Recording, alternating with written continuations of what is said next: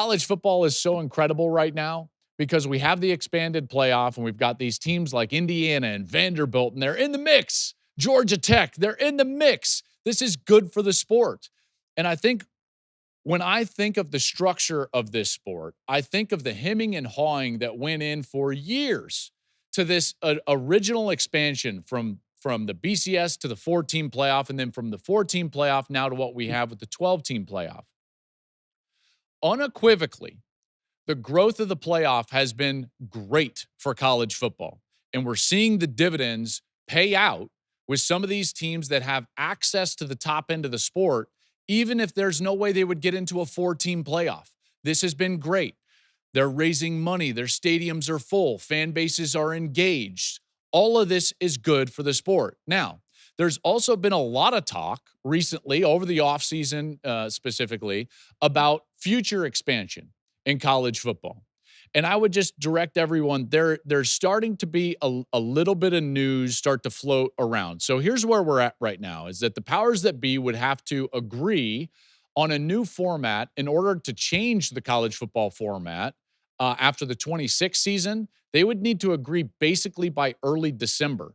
So we're about like T-minus 40 days here in terms of some sort of structure that everybody can agree upon and move the sport forward. Okay, there's been a lot of different structures thrown out. There's one that is starting to get thrown around that has gained a little bit of traction. So what I wanted to do is just outline it for you. So a bit of news here on the Joel Klatt Show, and this is just trying to bring you up to date about kind of what is being floated. And by the way, I do need to direct everybody because I'm going to try to explain it as best I can.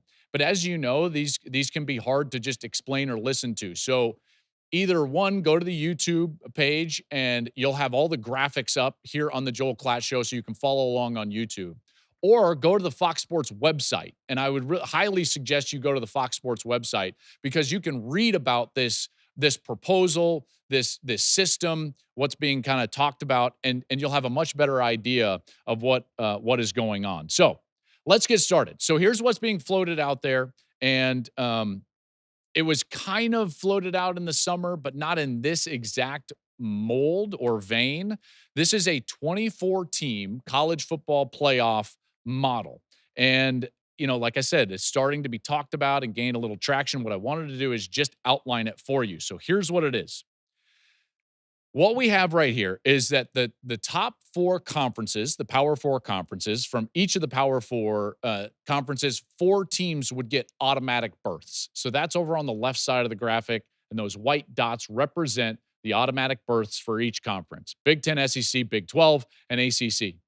The group of 6, so the lower level conferences, and I'm sorry, I call them lower level, but whatever, group of 6, they're not power conferences, they would get 2 automatic spots from the group of 6, which would leave in a 24-team model 6 at-large selections that would be selected by the CFP selection committee. So that's really broad strokes, top end type of deal. Now, 18 of the 24 are automatic qualifiers and the 6 at-large spots. So we still get a little bit of committee. But let's talk about some of the pros here of what's going on. And you guys know that I feel this way.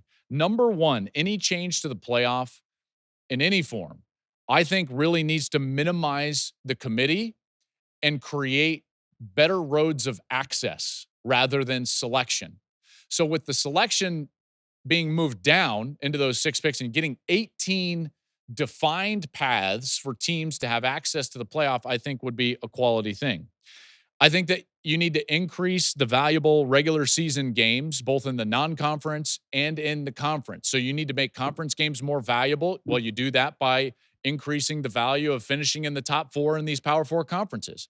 I think that you need to increase the desirability of big, strong matchups in the non-conference. That's something that we need to do. You need to engage more fan bases, and then you need to get more games on campus. So what does this look like? Well, from each conference, let's model this out. What would it look like this year based on the current standings in each conference and also where the AP poll is? So in the Big 10, The automatic qualifiers at this juncture would be Ohio State, Indiana, Oregon, and then Illinois. They would be kind of in the top 4 of the standings and get those automatic access spots. In the hunt, still for the at-large spots, would be Michigan, USC, Minnesota, Iowa, Northwestern, Nebraska, and Washington. Now, you might be thinking some of those are far-fetched. Yeah, some of these are far-fetched, but I would just encourage you to note that there's still at this point in this model, there would be 40-plus teams that would still have some sort of path and in the hunt for this specific model, the 24 model.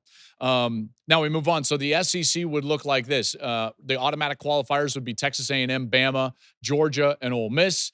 At-large bids, as they currently stand, they would dominate the at-large bids. It would be Vanderbilt, Oklahoma, Missouri, Tennessee, LSU. Texas would still be in the hunt in this one. So like a lot of SEC domination with maybe not what we've seen from them at the top end, but in the middle of that conference, they've been very good and very deep. You move to the Big 12. The 4 automatic qualifiers would look like this: BYU, Texas Tech, Cincinnati, and Arizona State. In the hunt, still Utah, TCU, Houston, and Iowa State. And then in the ACC, your 4 automatic qualifiers would look like this: Georgia Tech, Miami, Virginia, and Louisville. And then in the hunt would be SMU, Cal, Pitt, and Wake. That's what that would look like. Now, when you go to the group of 6, and this is Notre Dame kind of gets thrown in there, group of 6 and Notre Dame, the automatic qualifiers would be South Florida and Tulane.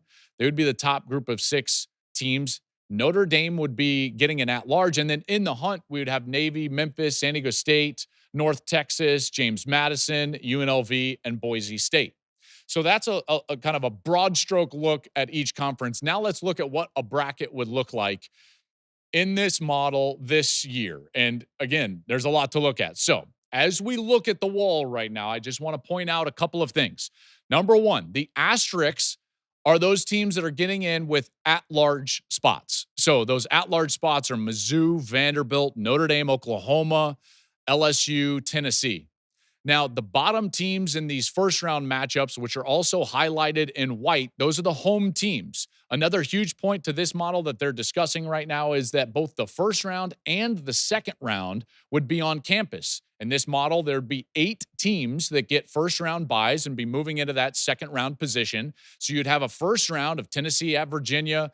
You'd have, Tulane at Miami, LSU at Oklahoma, Cincinnati at Notre Dame, South Florida at Missouri, Arizona State at Vandy, Louisville at Texas Tech, and Illinois at BYU. Those winners would then go and they would play at the top 8 seeds. Those top 8 seeds would look like this: number 1, Ohio State; number 2, Indiana; number 3, Texas A&M; 4, Alabama; 5, Georgia; 6, Oregon; 7, Georgia Tech; and 8, Ole Miss. So that's what's been floated out there. And again, I'll just go back to this. Like college football, if they change the playoff, they need to move to a system that is more access-based. I've been arguing this for a long time, to take some of this power away from the College Football Playoff Committee.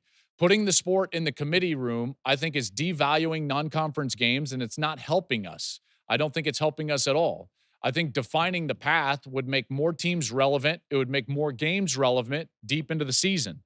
I also think that we need an access-based model so that we can have more value not only in conference games down the stretch, but also in encouraging non-conference matchups that maybe wouldn't have as much weight to your future playoff berth, right? So you'd be encouraging those matchups, and it's one of the ways that I think we could grow revenue in the sport. We would engage more fan bases. That's obvious. More teams that would feel like they're in the hunt, playing meaningful games deep into October and in November. And then we need to get games on campus. Those have always been my pillars of what I think the playoff needs to be. If it changes, it needs to take care of those 4 pillars. And that's that one. So again, go to the website and check it out if you want to read more about that 24-team model that's being floated out there. And let me know your thoughts. Thank you for watching the Joel Klatt Show YouTube channel. And if you liked this clip, make sure to like it and subscribe to the channel, and you can stay up to date on all of my college football coverage.